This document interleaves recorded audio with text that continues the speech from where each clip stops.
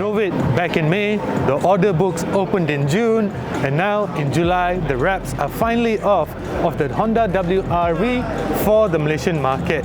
So these are 5 things that you need to know about the Honda WRV. So let's start with the design.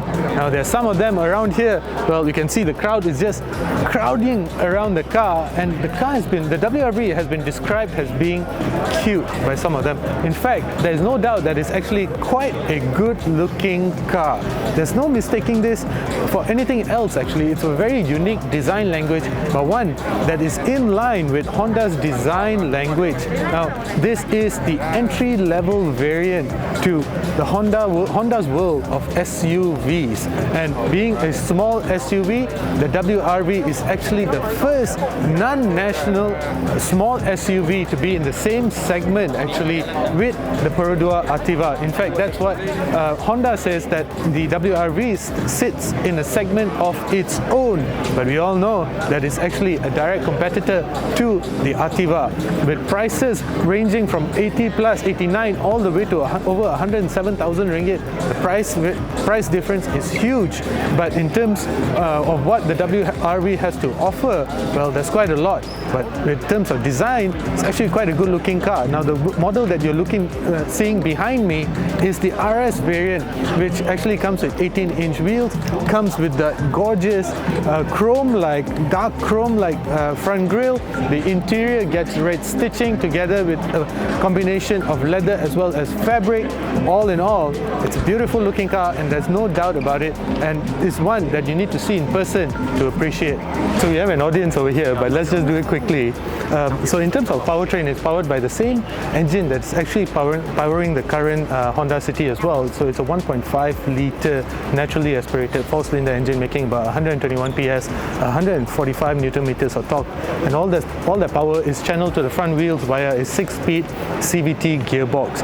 Now, in terms of, we've actually driven this car in Thailand sometime in May, as I said earlier, and we'll add a link to that review somewhere at the top of the screen right here. But in terms of power delivery, it's actually sufficient. We did find that it actually can be a little bit on the noisier side, especially during acceleration.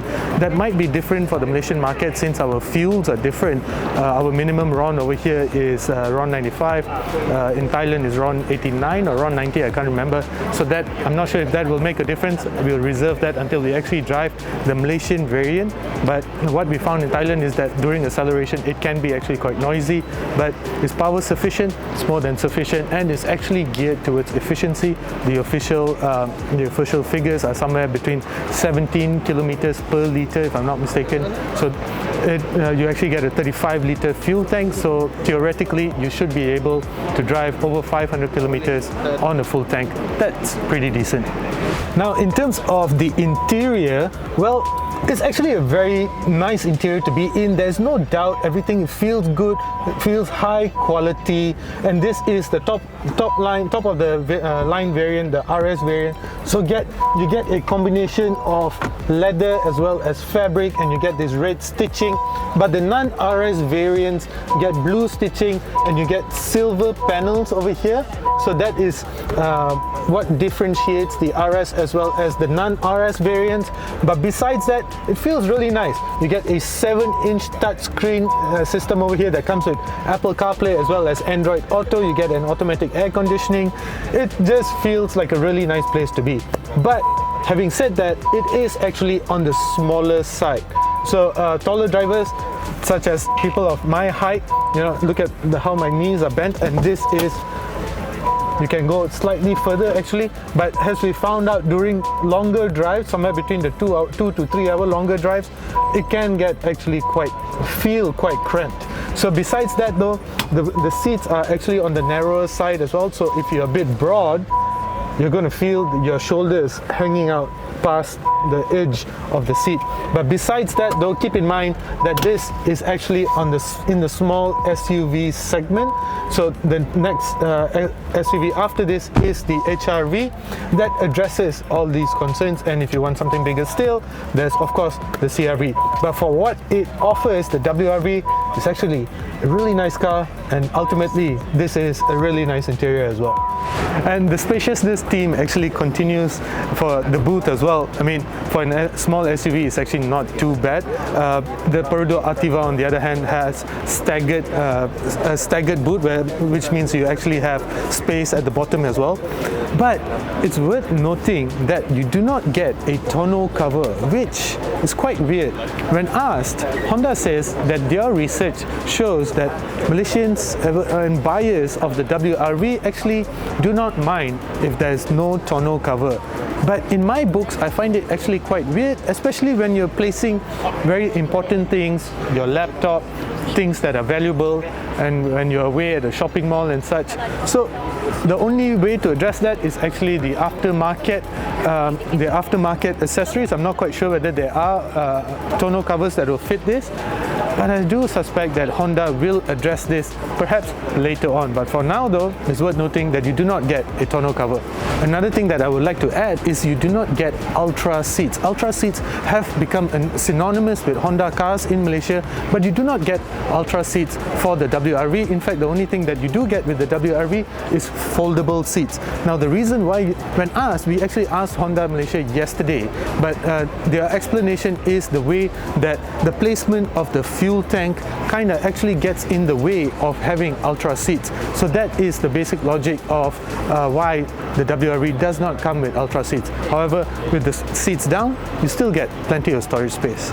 Now, the fourth thing that you need to know about the new Honda WRV are the variants that are available on offer.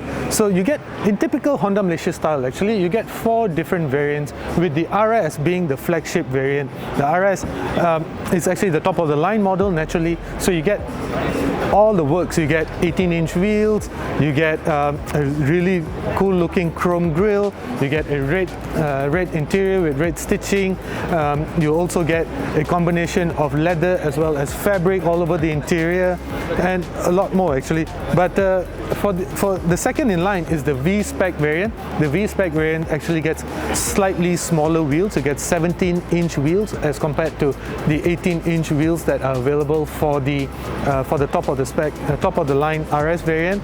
Other than that though, you do not get a red interior with red highlights. In fact, you get blue highlights all over the interior as well as blue stitching together with silver panels, including silver panels, and you get full leather seats. Besides that, you also get the E variant as well as the S variant that some of them do not offer automatic air conditioning, they do not offer leather seats and such. So it begins with the S variant, which is actually the entry-level variant to the WRV, followed by the E, the V, and the top of the line RS variant. Now finally, the final thing that you need to know of the new Honda WRV is of course the pricing.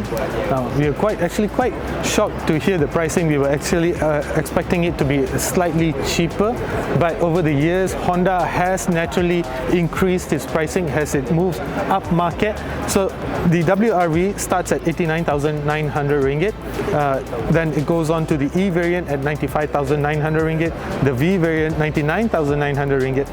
The top of the line model goes for 107,900 ringgit. Now the direct competitor to the Honda WRV, even though Honda Malaysia says that the WRV sits in a segment of its own, but the natural direct competitor to the WRV is the Perodua Ativa, which is actually slightly bigger than the WRV. The WRV in fact is just wider, but the Perodua Ativa is bigger in all aspects. Does the Perodua Ativa have a bigger interior? I'm not quite sure, and I can only answer that once we do a wheel-to-wheel comparison. But besides that though, I would like to wrap up this video. That's 5 things that you need to know about the new Honda WRV.